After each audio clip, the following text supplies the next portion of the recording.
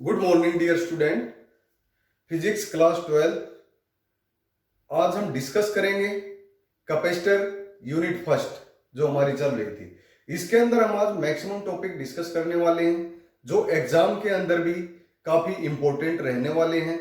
यहां से एग्जाम में न्यूमेरिकल पोर्शन हो या कोई डेरिवेशन हो, 100% एग्जाम के अंदर क्वेश्चन पूछे जाते हैं।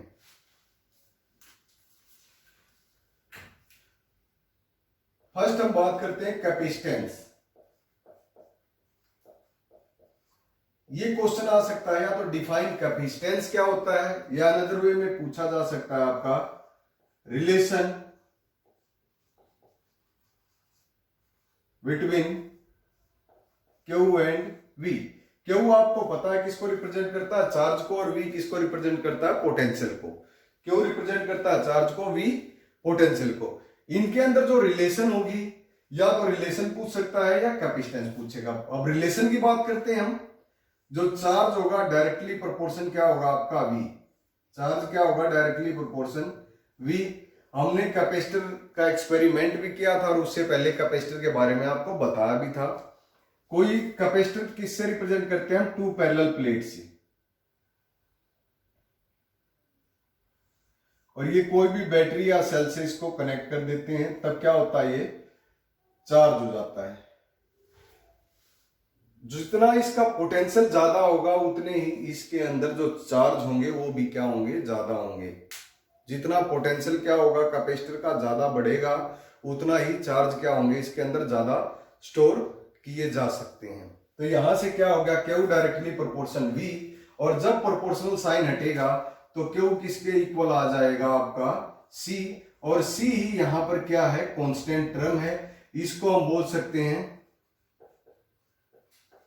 कांस्टेंट ऑफ कैपेसिटर या कैपेसिटेंस।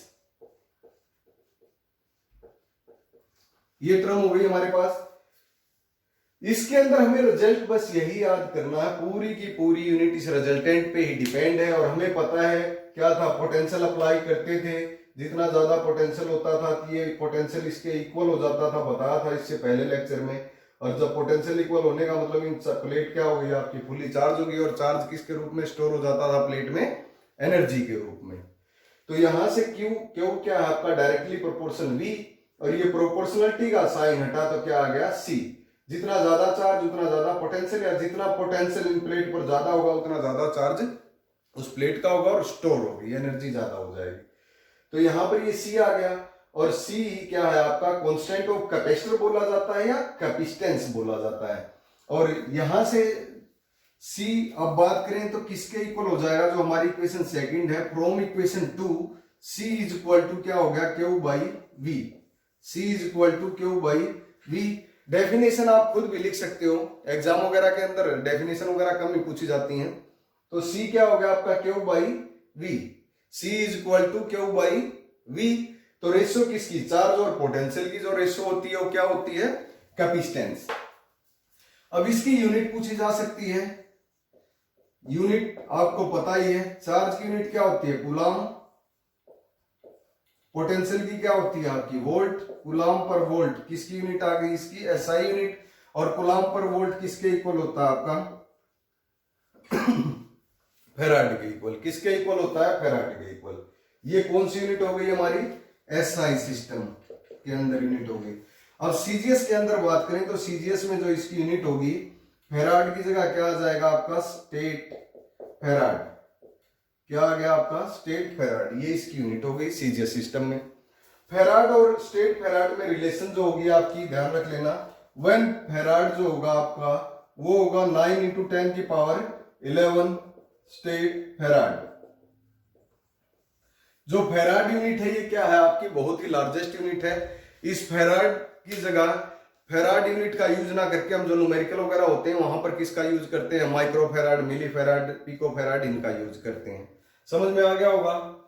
बट अब हमें करना क्या है, इस फॉर्मूले का यूज करना है। जो फॉर्मूला हमारे पास, एक रिजल्टेंट याद रखना आपको, Q is equal to C V, या सिंपल क्यों, जितना ज्यादा चार्ज पोटेंशियल उसका उतना ज्यादा, या पोटेंशियल जितना ज्यादा चार्ज भी उस पर क्या हो जाएगा, ज्यादा।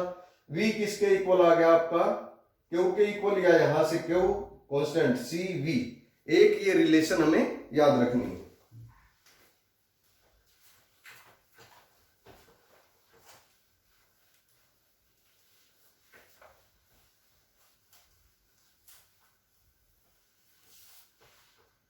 अब ये ध्यान देना, आप अभी आपको बताया है ये फॉर्मूला बस इस चैप्टर के अंदर पूरा सी वी, ये रिजल्टेंट, इसी से ये सी हमने यहां ले लिया, Q by V cross multiply करके हमारे पास क्या आ गया, ये रिजल्टेंट हमें मिल गया, जो बहुत ही इंपॉर्टेंट है और पूरी यूनिट के अंदर यही रिजल्टेंट आपका यूज होगा।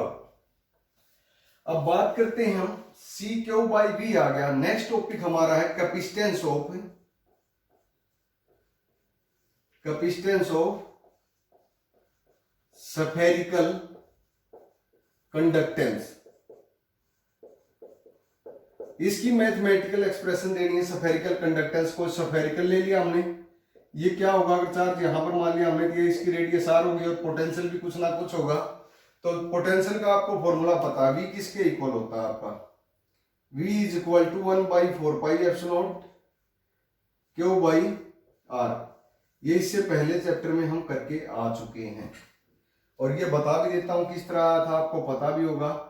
पोटेंशियल किसके इक्वल होता था आपका, वर्क डन बाई चार्ज, और वर्क डन किसके इक्वल होता था, फोर्स इनटू डिस्टेंस बटे में चार्ज। और फोर्स आपको फर्स्ट पार्ट में किया था कूलम्ब्स लॉ में 1/4πε0 Q1, दो चार्ज ले लिए, एक को Q मान लिया दूसरे को Q1 अपॉन में R स्क्वायर, इसकी वैल्यू तो ये थी, और एक आर आपका ये एज इट इज, और बटे में अपॉन में Q, ये कट गया, R से R कट गया, रिजल्टेंट हमारे पास क्या बच गया, V is equal to 1/4πε0 Q1 upon R। तो यहाँ Q1 ना लेकर हम क्या ले रहे हैं, Q ले रहे हैं, सिंगल ही चार्ज बच रहा है। ये पोटेंशियल आ गया हमारे पास, इलेक्ट्रिक पोटेंशियल, इलेक्ट्रोस्टैटिक पोटेंशियल। पर हमें निकालना क्या, कैपेसिटेंस। अब C निकालने के लिए C का फॉर्मूला आपको पता है, C is equal to Q by V, अभी कुछ देर पहले ही बताया आपको। तो इसकी जगह हम Q तो एज इट इज रखेंगे, V की वैल्यू पुट कर लेंगे। V क्या है हमारे पास, 1/4πε0 Q बाई R, इससे तो ये कैंसिल हो जाएगा और C किसके इक्वल आ गया, 4πε0 R। ये किसका रिजल्टेंट आ गया आपका, कैपेसिटेंस ऑफ स्फेरिकल कंडक्टेंस। तो यहां से C का क्या फॉर्मूला बना, 4πε0 R।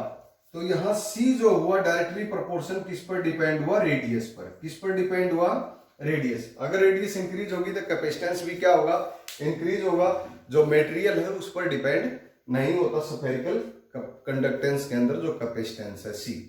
हो गया ये भी टॉपिक क्लियर, पूछा जा सकता है, ये भी रिलेशन एक नंबर में एक आधी बार आ जाता है।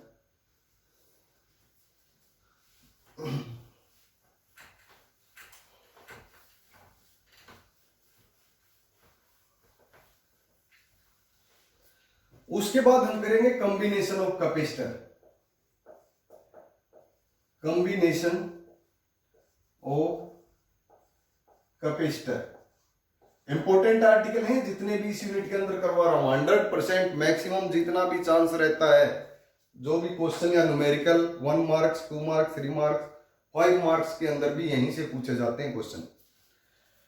Combination of capacitor, 3 type combination होती है। फर्स्ट को हम बोलेंगे सीरीज कॉम्बिनेशन,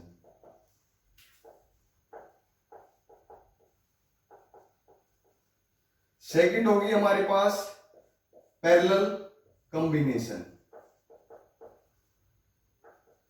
ये किसके लिए लिखा मैंने, पैरेलल के लिए लाइन रिप्रेजेंट की है, पैरेलल भी लिख सकते हो आप, पैरेलल कॉम्बिनेशन। थर्ड क्या होगा हमारे पास में, थर्ड होगा आपका mixed combination. Mixed combination, mixed के अंदर क्या आएगा आपके पास, सीरीज एंड पैरेलल दोनों, दोनों दिए हों, क्या हो जाता है आपका मिक्स्ड कॉम्बिनेशन। पहले हम इनकी 1 बाय 1 डिस्कस करते हैं। सीरीज क्या होता है, सीरीज का मतलब कैपेसिटर का साइन आपको पता है, कैपेसिटर इससे रिप्रेजेंट करते हैं पैरेलल प्लेट से। एक कैपेसिटर, ये आपके पास दूसरा कैपेसिटर, ये तीसरा कैपेसिटर, कितने भी हो सकते हैं टर्म। फर्स्ट कैपेसिटर किससे जुड़ा हो, सेकंड से, सेकंड किससे जुड़ा हो, थर्ड से। इसके पास ये पॉजिटिव चार्ज होता है और एक पर क्या होता है, एक प्लेट पर नेगेटिव, इस पर पॉजिटिव, इस पर नेगेटिव, इस पर पॉजिटिव, इस पर नेगेटिव। इस तरह चार्ज भी रिप्रेजेंट होते हैं इन पर, पॉजिटिव नेगेटिव, पॉजिटिव नेगेटिव, इसका नेगेटिव इसके पॉजिटिव से, इसका नेगेटिव इसके पॉजिटिव से। इस तरह क्या होते हैं, कॉम्बिनेशन में होते हैं। बट पैरेलल के अंदर क्या होगा आपका, दोनों अलग अलग होंगे, ये अप और इसके पैरेलल में नीचे, ये दोनों अलग ही होंगे। और ये क्या होंगे आपके, इस तरह जुड़े होंगे।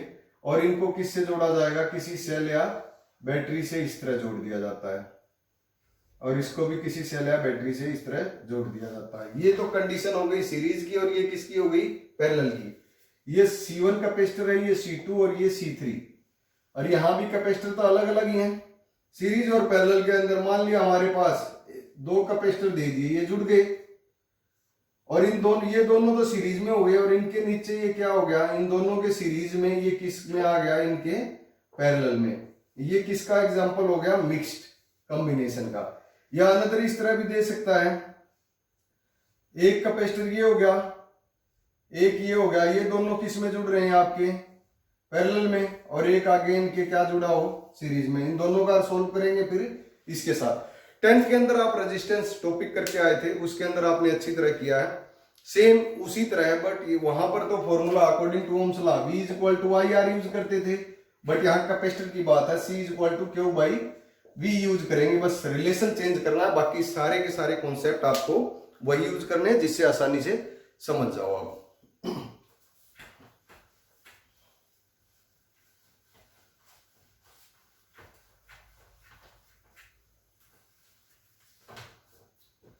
अब फर्स्ट लेते हैं हम इसके अंदर,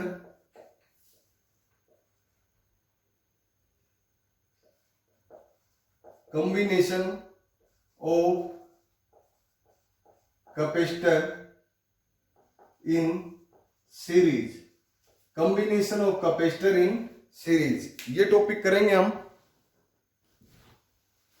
combination of capacitor in series, इसमें हम क्या लेते हैं, 3 कैपेसिटर लेते हैं। इधर रिप्रेजेंट कर देता हूं, ये हो गया हमारे पास फर्स्ट कैपेसिटर, ये सेकंड हो गया, ये हो गया थर्ड।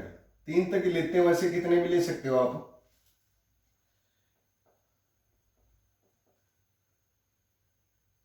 ये वैसे तो अंदर भी रिप्रेजेंट कर सकते थे हम, चार्ज जो पॉजिटिव और नेगेटिव, बट बाहर लिख लेते हैं, कोई नहीं। ये भी प्लस, ये माइनस, स्पेस वगैरह जो है कम था, यहां भी प्लस, ये माइनस। एक में रिप्रेजेंट कर रहा हूं, बाकी में प्लस माइनस साइन नहीं रिप्रेजेंट करेंगे। कैपेसिटर है, पता ही आपको चार्ज होते हैं इसके अंदर। ये C1, ये C2 और ये C3 सीरीज में जोड़ना है। जुड़ गए। सीरीज में जोड़ने के बाद अब इसको हम किससे जोड़ देंगे, किसी बैटरी से जोड़ देंगे। ये जोड़ दिया हमने बैटरी। बैटरी या सेल के बारे में अच्छी तरह पता होगा आपको। ये क्या हो गया, V। अब आपको जर्नल फॉर्मूला पता है। जर्नल फॉर्मूला क्या था हमारे पास, C = Q/V। तो यहां पर करंट वगैरह की बात नहीं करेंगे हम, किसकी बात करेंगे, चार्ज की। किसकी बात करेंगे, चार्ज। इसके अंदर से जो चार्ज की मूवमेंट होगी, चार्ज चलेंगे, तो जो Q की डायरेक्शन, Q इस तरह, अगर इसमें जा रहा है, पहले इसमें जाएगा, क्योंकि पॉजिटिव और नेगेटिव दोनों टर्मिनल। एक सिंपल एग्जांपल देता हूं आपको। एक ये बल्ब लगा लिया हमने, और एक ये दूसरा बल्ब लगा लिया। ये आपको समझाने के लिए है बस, बाकी और कुछ नहीं है। अगर यहां से ये तार आपके पास टूटी हुई है, तो यहां से ये, इसको पॉजिटिव तो मिल गया, बट इसको नेगेटिव कनेक्शन कहां मिला, नहीं मिला। तो क्या होगा, ये जलेगा, नहीं जलेगा। और इसको पॉजिटिव नहीं मिला तो ये भी नहीं जलेगा। तो ये सर्किट क्या होगी, आपकी काम नहीं करेगी जब तक ये आपका I क्या हो गया। तो इसका मतलब जो I इसमें से जाएगा, वही I आगे भी तो पास होगा। तो I तो क्या हो गया, सेम। बट V जो होगा ये चेंज होगा। इसके रिस्पेक्ट में V1 अलग है, और इसके रिस्पेक्ट में V1, V जो था ये दो भागों में बढ़ जाएगा, V1 और V2 दोनों अलग अलग हो जाएंगे। कुछ तो ये ले लेगा और कुछ ये और कुछ ये ले लेगा, तीन भागों में डिवाइड हो जाएंगे। तो जो V था चार्ज तो आपका क्या हो गया, सेम जाएगा पूरी सर्किट में, बट यहां पर जो होगा आपका ये V1 मान लिया, अगले इसके लिए V2 मान लिया, और इस टर्म के लिए हमने क्या मान लिया V3 मान लिया। तो यहां पर ये क्या हो जाएगा हमारे पास है, लिख भी सकते हो in series combination,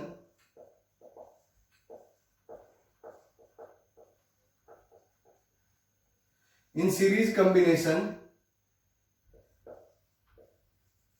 charge is same क्यों, but potential difference V is different for different capacitor।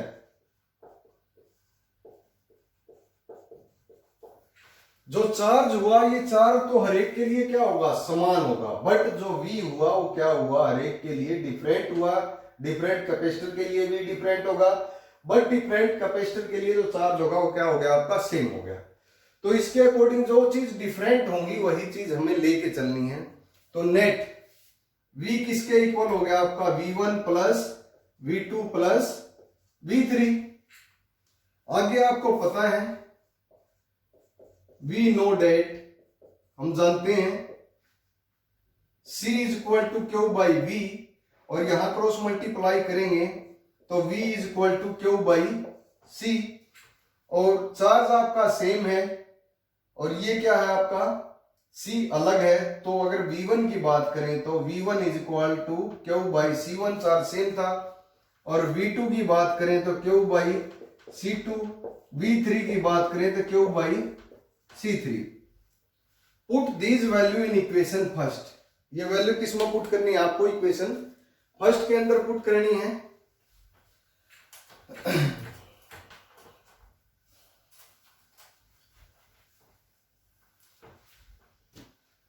अब पुट करते हैं हम वैल्यू इनकी। V is equal to V1 की जगह क्या लिखूं मैं, Q by C1, Q by C1 plus Q by C2 plus Q by C3। जब इसको दोबारा सॉल्व करेंगे क्यों तो कॉमन है सब में, ऊपर क्या रह गया 1 by C1 plus 1 by C2 plus 1 by C3। अब V किसके इक्वल आ गया आपका, Q 1 by C1 plus 1 by C2 plus 1 by C3। अब ये V इसके नीचे आ जाएगा क्रॉस मल्टीप्लाई करके, V by Q is equal to 1 by C1 1 by C2 1 by C3।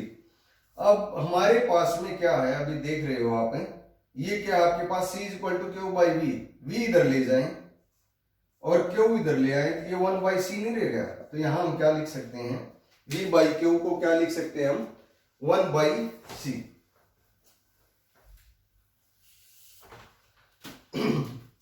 तो ये आ गया आपका 1 by C is equal to 1 by C1 1 by C2 1 by C3।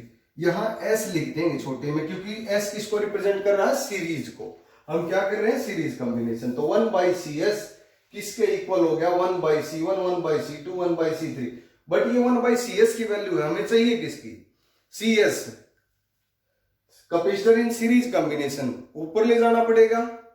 तो इसको जब हम ऊपर ले जाएंगे तो इधर पहले एलसीएम लेते हैं। तो क्या एलसीएम आया, C1 C2 C3, एलसीएम ले लिया इनका, तो ऊपर C1 से C1 कट जाएगा तो क्या बच गया, C2 C3। आगे क्या है, C2 से C2 कट गया, क्या रहेगा यहां पर C1 C3। नेक्स्ट में क्या, C3 से C3 गया, क्या रह जाएगा C1 C2। और जब इसको सोल्व करते हैं हम तब ये हमारे पास क्या आ जाएगा, CS इज इक्वल टू, ये ऊपर चला गया, नीचे रह जाएगा C2 C3 plus C1 C3 plus C1 C2। ये रिजल्टेंट आ गया सीरीज कॉम्बिनेशन का। ये तो था 3 के लिए, कितने के लिए था, 3 के लिए। बट अगर 2 की बात करें तो 2 में थोड़ा आसानी से और भी समझ में आ जाएगा आपको। यहां से एक ये लास्ट केस हम हटा देते हैं, ये 2 केस रह गए हमारे, 2 कैपेसिटर की बात करते हैं ओनली। अब 2 ही ले लेते हैं, 2 से और भी आसान लगेगा आपको। तो ये CS हो गया या सॉरी 1/CS ही ले लेते हैं। ये हो गया C1 C2 हो गया, C1 से C1 कैंसिल, क्या हो गया C2, और C2 से C2 कैंसिल, क्या रहेगा C1, और 1/CS किसके इक्वल आ जाएगा आपका C2 प्लस C1, सॉरी दोबारा ये लिखा गया हमारे से। अब इसको हम चेंज करेंगे तो CS किसके इक्वल आ गया सीरीज कॉम्बिनेशन में C1 C2 अपॉन में C2 प्लस C1। ये रिजल्टेंट आ गया दो के लिए, या सीधा ये भी याद रख सकते हो 1/CS किसके इक्वल होता है 1/C1 1/C2 1/C3। But 10th के अंदर रेजिस्टेंस में अगर सीरीज की बात करते थे तो वहां पर क्या होता था हमारे पास RS किसके इक्वल आता था R1 plus R2 plus R3 series में। बट कैपेसिटेंस के अंदर रेजिस्टेंस का अपोजिट रिजल्ट आया सीरीज में। हो गया होगा क्लियर। उसके बाद बात करते हैं हम, नेक्स्ट टॉपिक है अब हमारे पास इसी के अंदर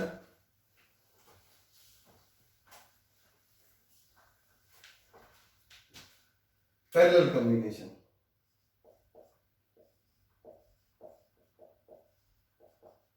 combination of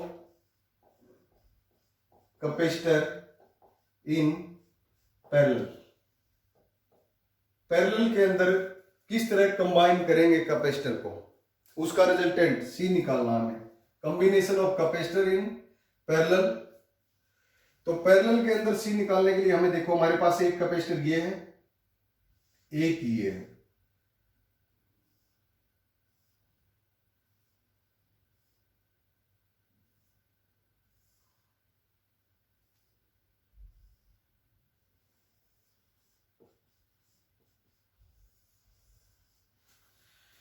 ये ध्यान देना बुक के अंदर। अब यही लाइन अगर डायरेक्ट ये इतना ना करके हम ये इस तरह जोड़ देते तब भी क्या था, इसका मतलब सेम ही था, और इस तरह जुड़ गई जब भी क्या मीनिंग है इसका, सेम ही है।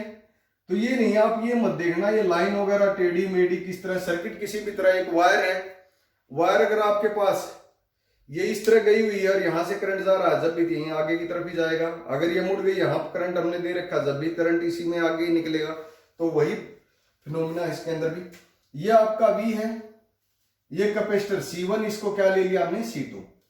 अब एक सिंपल इलेक्ट्रिक सप्लाई की बात करते हैं, बल्ब वगैरह जो घर में जलता है, एक बल्ब यहां लगा एक यहां, अगर ये तार टूट जाए हमारी तो ये तो काम करना बंद कर देगा। बट यहां से देखो पॉजिटिव, इससे तो ये इसमें गया है, और नेगेटिव ये देखो यहां से जुड़ा हुआ है। तो इस कैपेसिटर के लिए भी यही है और इसके लिए भी यही है, दोनों के लिए क्या है, एक ही है। बट चार्ज क्या हो रहा है, इसके लिए अलग जा रहा है, इसके लिए अलग जाएगा। कैपेसिटर पर भी आ जाते हैं, इसके लिए चार्ज अलग जा रहा है जब भी ये वर्क कर रहा है, इसके लिए चार्ज क्या हो रहा है, अलग जा रहा है तभी ये वर्क कर रहा है, और नहीं तो बंद कर दिया तब भी नहीं कर रहा। उसमें एक था, एक में दिक्कत सभी बंद, इसमें अगर एक में दिक्कत दूसरे चलता रहेगा, उस पर कोई इफेक्ट नहीं होगा। अब हम बात करते हैं इसमें जो Q है वो क्या रहेगा आपका, अलग रहेगा। इसके लिए Q1 और इसके लिए हम मान लेते हैं Q2, चार्ज अलग। बट V क्या है, सेम। तो यहां पर हम लिख सकते हैं in parallel combination of capacitor, parallel combination of capacitor के अंदर क्या हो जाएगा हमारे पास में, जो C1 और C2, Q1 और Q2, और ये क्या हमारे पास V है।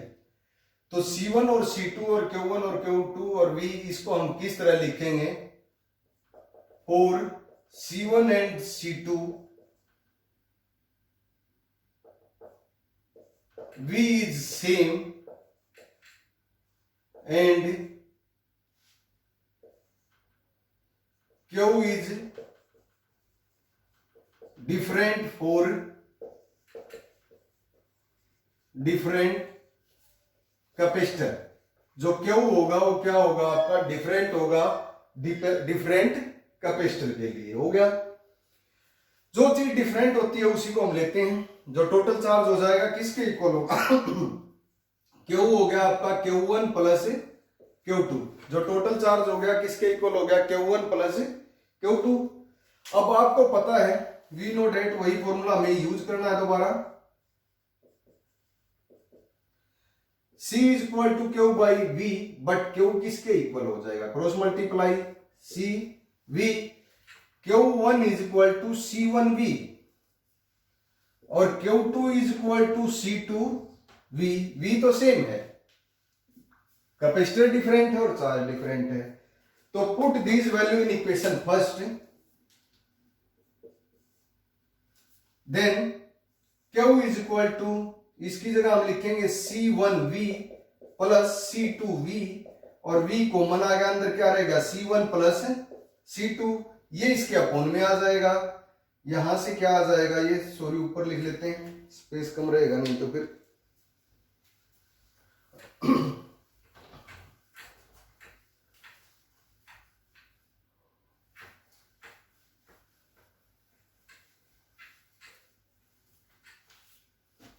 यहां से जो हमारे पास रिजल्टेंट आया Q is equal to V, ये रह गया C1 प्लस C2, ये ब्रैकेट है, कहीं इसको भी C समझो आप, तो Q बाई अपोन में आ गया V is equal to C1 plus C2, because आपको पता है C is equal to Q by V, तो Q बाई V इसकी जगह क्या लिख लेंगे हम CP, बस ये रिजल्टेंट P लिख लेंगे पैरेलल के लिए, CP is equal to C1 plus C2।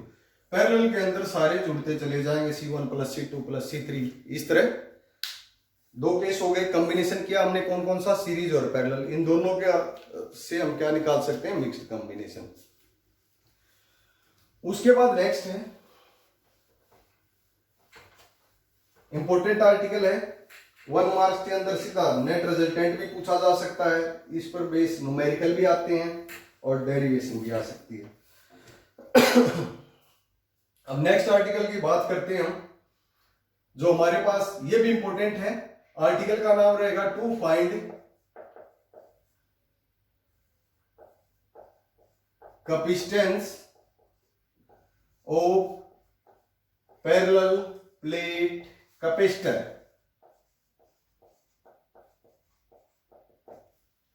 Parallel plate है ना कि पैरेलल कॉम्बिनेशन, ध्यान दे लेना, parallel combination series combination capacitor अलग था, पैरेलल कॉम्बिनेशन और सीरीज कॉम्बिनेशन। यहां पर क्या है, ये parallel plate capacitor, parallel plate capacitor का क्या निकालना है हमें, कैपेसिटेंस C निकालना है। क्या निकालना है, C निकालना है, पैरेलल प्लेट कैपेसिटेंस का क्या निकालना पड़ेगा हमें, C।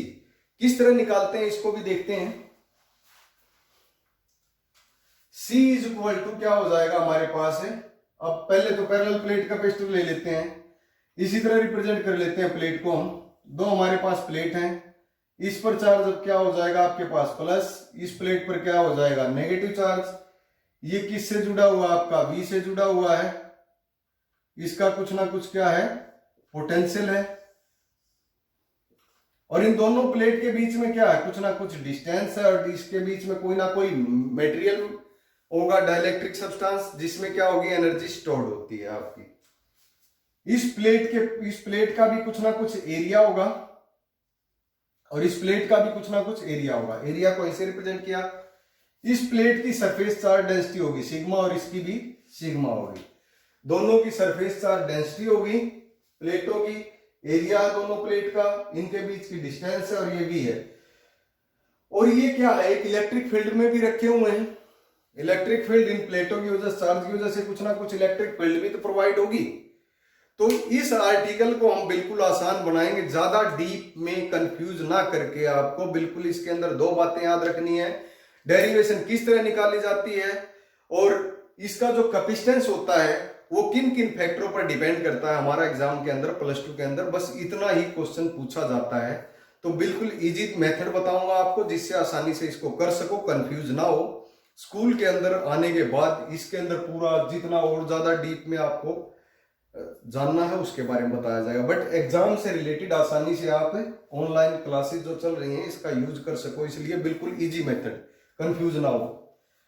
Surface charge density, area है प्लेट का, दो प्लेट के बीच में कुछ ना कुछ दूरी होती है, फर्स्ट लेक्चर में हमने बात की थी, किससे जोड़ा है, किसी बैटरी से, इसका पोटेंशियल होगा, और यहां पर इलेक्ट्रिक फील्ड होगी, ये चीज है। तो इसके लिए हम क्या निकालते हैं, पहले यूज गोस थ्योरम करते हैं, इलेक्ट्रिक फील्ड निकालेंगे। क्या करेंगे हम, यूज गोस लॉ, क्या था आपका, ई डॉट ए था, क्या था, ई ए था हमारे पास, या E dot D S cos theta, theta यहां पर क्या लिया हमने, 0 1 के इक्वल रख लेंगे। किसके इक्वल आ जाएगा आपका, 1 के इक्वल। तो ई डॉट ए या E dot D S is equal to क्या था आपका, क्यू बाई एप्सिलॉन। यहां पर चार्ज को हम किससे रिप्रेजेंट कर रहे हैं, कैपिटल क्यू से ले लेते हैं। इस पर चार्ज भी कैपिटल क्यू मान लें, यहां भी कैपिटल क्यू, इस पर प्लस और इस पर माइनस चार्ज, दोनों प्लेट पर चार्ज। तो using Gauss theorem, E dot A Q by epsilon, ये निकल गया हमारे पास, समझ गए होंगे। क्यू क्यू डी ए किसको रिप्रेजेंट कर रहा है, यहां पर एरिया को, ये लिख भी देता हूं, A represent area, E represent electric field, बिल्कुल easy method. Gauss theorem use की, क्यू रिप्रेजेंट चार्ज, एप्सिलॉन कोई भी मीडियम मान लिया डाइलेक्ट्रिक फ्री स्पेस के अंदर। इक्वेशन फर्स्ट आ गई। अब इस फर्स्ट इक्वेशन का यूज करते हैं, बाकी कोई भी चीज नहीं, बस ये जो जो चीज हमने इसमें अज्यूम की है, बस इन्हीं की हेल्प से रिजल्टेंट देखना कितना आसानी से निकल जाएगा। जब आपके पास ये इसके इक्वल और ये इसके इक्वल, तो हम क्या लिख सकते हैं, E A is equal to Q by epsilon लिख सकते हैं, लिख सकते हैं। और ई किसके equal, electric field is equal to Q by A epsilon हो गया। ये इक्वेशन कौन सी आ गई हमारे पास, सेकंड इक्वेशन। कुछ अभी तक किया ही नहीं हमने, पहले ही कर रखा था, रिजल्टेंट लिख लिया। उसके बाद हमें सी निकालना है। क्या निकालना है, सी।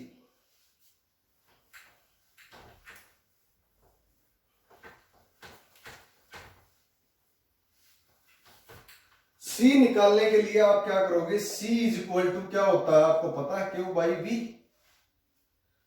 सी is equal to Q by V, but v की वैल्यू तो दे ही नहीं रखी, तो हम क्या करेंगे, v और e में पोटेंशियल और जो इलेक्ट्रिक फील्ड इसके अंदर बन रही है उसमें क्या करेंगे, एक रिलेशन निकालते हैं। रिलेशन आपको पता है, क्या रिलेशन निकालनी है, relation between v potential and electric field intensity E। तो आपको यूज करना है v is equal to W by Q, potential is equal to work done by charge. 10th के अंदर भी +2 के अंदर भी रिलेशन यूज हुई।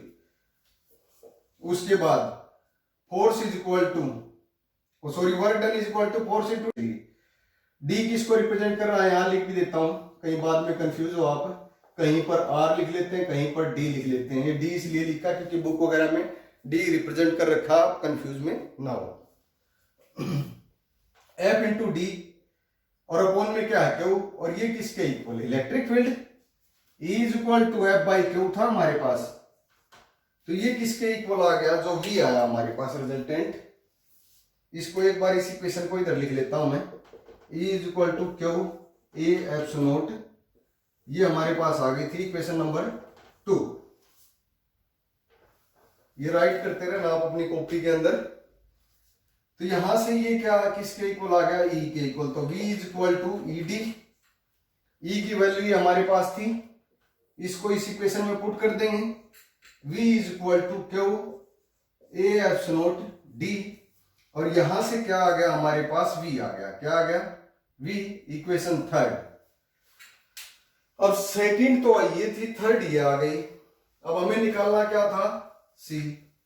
इसका यूज करके हमने इसके अंदर V के अंदर वैल्यू पुट कर ली। अभी हमारे पास रिजल्टेंट निकल जाएगा, C is equal to Q, V की जगह वैल्यू पुट करेंगे Q A epsilon D, Q से क्यू कट गया, रिजल्टेंट क्या आया, A epsilon by D.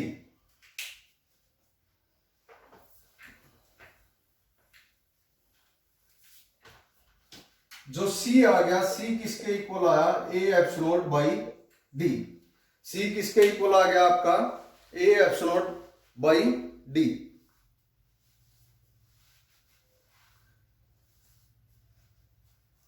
Fan off कर रखा है, गर्मी है रूम में। C is equal to A epsilon naught by D। अब ये पूछेगा on what factor parallel plate capacitor depend. लिख सकते हो आप ऑन व्हाट फैक्टर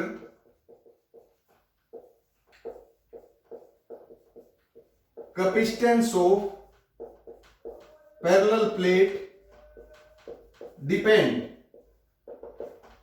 तो फर्स्ट फैक्टर तो क्या होगा, किस पर डिपेंड कर रहा है? C आपको पता है, C directly proportion area of parallel plate capacitor. क्या लिखोगे? पैरेलल प्लेट कैपेसिटर किस पर डिपेंड कर रहा है? Directly proportion. अगर एरिया ज्यादा होगा प्लेट का, कैपेसिटेंस भी क्या होगा उसका ज्यादा होगा। दूसरा, इनवर्सली प्रोपोर्शन किस पर डिपेंड कर रहा है? C inversely proportion distance between plate. जितनी ज्यादा ये प्लेट की दूरी बढ़ती जाएगी कैपेसिटेंस कम होता जाएगा। थोड़ी क्लोज है तो कैपेसिटेंस, डिस्टेंस कम है कैपेसिटेंस ज्यादा, इनवर्सली प्रोपोर्शन है। सेकंड बात होगी क्लियर।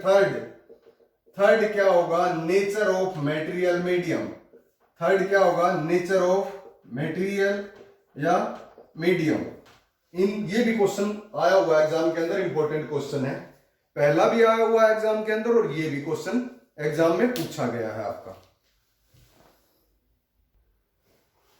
अब इसके अंदर हम नेक्स्ट आर्टिकल करने जा रहे हैं, वो भी क्या है आपका, बहुत ही इंपॉर्टेंट आर्टिकल है।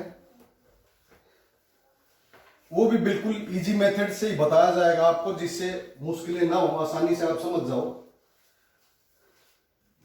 फॉर्मूला आपको बताया ही था, क्या याद रखना है? C is equal to Q by V। Capacitor का चैप्टर चल रहा हमारा।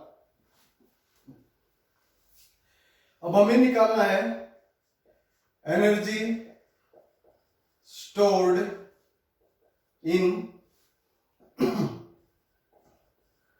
कैपेसिटर या energy stored in parallel plate capacitor. Energy निकालनी है। क्या निकालनी है? एनर्जी किसकी फॉर्म में होती है? आपकी वर्क डन की फॉर्म में होती है। आपको बताया था एनर्जी किसकी फॉर्म में होती है? वर्क डन की फॉर्म में होती है। तो ये नहीं करना आपको, यहां पर C इज इक्वल टू क्या लिया हमने? Q बाई V लिया। अब V आपको पता है W बाई Q होता है, और यहां से W is equal to V क्यों? ये यहां से डायरेक्ट वैल्यू नहीं पुट करनी इसके अंदर, नहीं तो आप कहोगे यहां से भी हम निकाल सकते हैं। इसके अंदर हम केसेस लेंगे 2-3, वो किस तरह निकालोगे यहां पर एनर्जी, बात करते हैं हम। फर्स्ट हमने केस लिया, ये दो पैरेलल प्लेट कैपेसिटर या कैपेसिटर ले लिया, इसको हमने बैटरी या सेल से जोड़ दिया। यहां पर V क्या है? माना हमारा V 0 है, इसे चार्ज नहीं है, V 0 है, तो एक पैरेलल प्लेट जो कैपेसिटर होंगे, यहां पर जो Q होगा वो भी क्या होगा? 0। दोबारा हमने इसी केस को लिया, यहां पर इमेजिन कर लेते हैं हम V कुछ ना कुछ है थोड़ा बहुत, तो Q भी कुछ ना कुछ पार्शली चार्ज होगा इस प्लेट पर, बट कंप्लीटली नहीं होगा। और जो पोटेंशियल होगा वो क्या होगा? इन प्लेट पर V डैश होगा। क्या होगा? V डैश, और चार्ज को हम क्या मान ले? Small Q। और लास्ट जब हमने माना V तो है फुल्ली, और Q भी क्या हो जाएगा आपका? फुल्ली चार्ज हो जाएंगे ये प्लेट। फर्स्ट कंडीशन 0 की थी, इनिशियल स्टेज क्या थी? 0, ये भी 0 है। सेकंड में क्या हुआ? कुछ ना कुछ हुआ, तो वर्क डन भी क्या होगा? कुछ ना कुछ होगा, पोटेंशियल भी V डैश होगा, चार्ज Q होगा, और लास्ट में वर्क डन W भी हो जाएगा, Q भी हो जाएगा, V भी हो जाएगा। इस केस को बिल्कुल इजी मेथड से लेते हैं हम। अब आपको पता है, फर्स्ट ले लेते हैं potential, V is equal to W by Q। Relation पूछी जाती है इसके अंदर, ध्यान दे लेना, बिल्कुल इंपॉर्टेंट, बहुत इंपॉर्टेंट टॉपिक है, हर बार एग्जाम के अंदर ये पूछा जाता है, ऐसा ना हो कभी भी ना आता हो। V इज इक्वल टू क्या हो जाएगा? W बाई Q, और यहां से W किसके इक्वल ले लें हम? Q V के इक्वल ले लें। W is equal to V Q, कोई दिक्कत नहीं, समझ गए हो इस रिलेशन से। अब हम लेते हैं स्मॉल के लिए। स्मॉल वर्क डन होगा, किसकी वजह से होगा? स्मॉल चार्ज की वजह से होगा। Small work done small charge की वजह से हो गया, बट कब होगा ये? अब इसमें हमें इंटीग्रेशन करना पड़ेगा। इनिशियली क्या थी आपका जो चार्ज था? 0, फाइनल चार्ज क्या हो रहा था? Q, और यहां पर हम ये स्मॉल क्यू यूज कर लें, क्यू, यहां पर भी स्मॉल क्यू लिख लें, यहां पर भी डी क्यू स्मॉल लिख लें। अब आपको सी की बात करें, सी क्या होता है, small Q by V represent कर लें, स्मॉल से क्यू बाई वी, और V is equal to Q by C. ये इक्वेशन आ गई समझ में, small work done V D Q. Initial to final, total energy निकालने के लिए हम क्या करते हैं, फाइनल जो कंडीशन होती है वही क्या होती है हमारी टोटल एनर्जी, जीरो से फाइनल।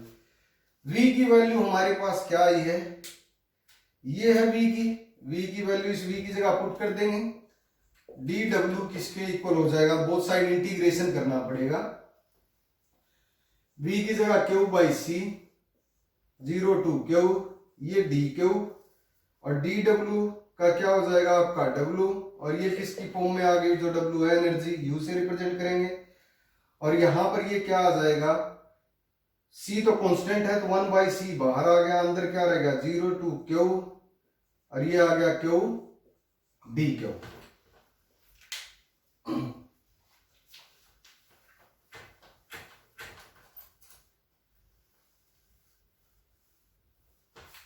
अगले स्टेप में जो वर्क डन आएगा, W is equal to 1 by सी, 0 से Q, Q डी क्यू आ गया, इसकी पावर 1 होती है, इंटीग्रेशन में क्या प्लस 1 के अंदर भी क्या होगा 1 ऐड हो जाता था, और अपोन में भी जो बेस है इसमें 1 ऐड होता था, तो W किसके इक्वल 1 बाई सी, ये क्यू स्क्वायर बाई 2 आ गया, ये इंटीग्रेशन हो गया इसका क्यू का डी क्यू के रिस्पेक्ट में। अब इसकी लिमिट क्या थी हमारे पास, 0 टू क्यू, ये 2 है ये तो बाहर आ जाएगा, 1 बाई 2 सी हो गया, ऊपर लिमिट पुट करोगे, upper limit Q square minus 0 square, तो ये W किसके इक्वल आ गया आपका क्यू स्क्वायर बाई 2c, ये हमारा नेट रिजल्टेंट एनर्जी निकल गई, क्या निकल गई, energy Q square by 2c। ये स्मॉल लेटर में भी लिखा हुआ मिल सकता है, रिजल्टेंट हमने निकाल ही लिया, तो एनर्जी किसके इक्वल निकल गई, एनर्जी स्टोर्ड बाय कैपेसिटर क्या निकल गई 1 बाई 2c क्यू स्क्वायर, या U is equal to Q square by 2c, Q charge है, C क्या है कैपेसिटेंस।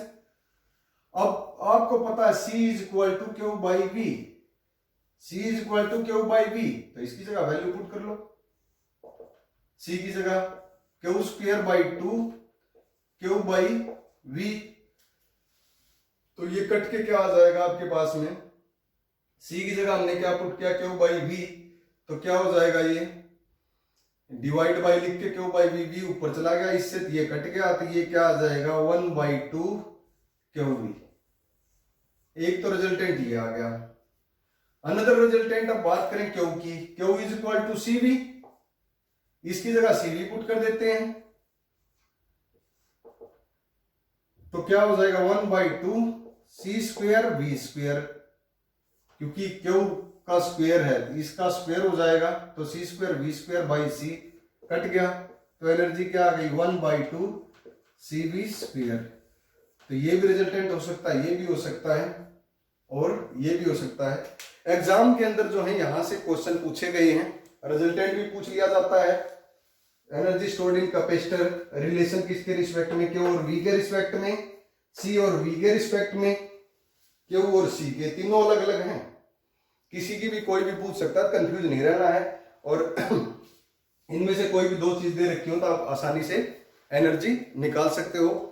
ये कैपेसिटर के अंदर कुछ लगभग मेन इंपॉर्टेंट टॉपिक थे जो HBSC बोर्ड में आपके पूछे जाते हैं, इनको बिल्कुल ध्यान से करना है, और 100% जहां तक उम्मीद है यहां से क्वेश्चन आने की उम्मीद रहती है। Thank you.